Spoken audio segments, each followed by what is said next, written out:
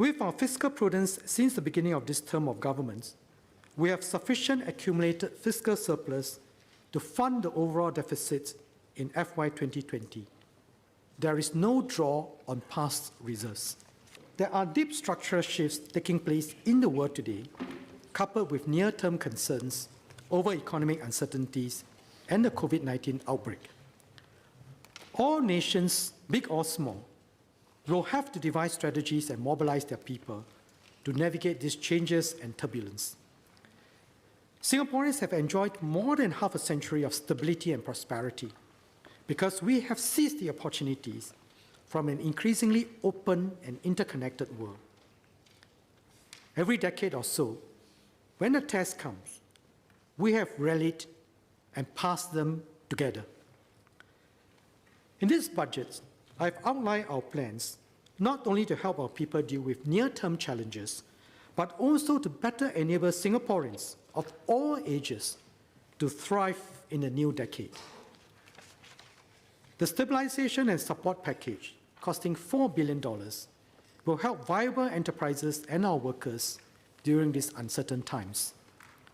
Our transformation and growth efforts, costing $8.3 billion over 3 years, will support our longer-term plans to position Singapore as a global Asia node of technology, innovation, and enterprise. The care and support package, costing $1.6 billion, will support our households and alleviate concerns over costs of living. This is on top of the structural social subsidies given to Singaporeans in healthcare, education, and housing. We'll continue to take steps towards climate change mitigation and adaptation to ensure that in the decades ahead, our children and children's children will have a safe and livable Singapore. I'm confident that together, we can ensure that Singapore remains exceptional. As one Singapore, we'll grow our economy and transform our enterprises, creating opportunities for Singaporeans. As one Singapore, we'll care for and nurture Singaporeans at every stage of their lives to build a caring and inclusive society.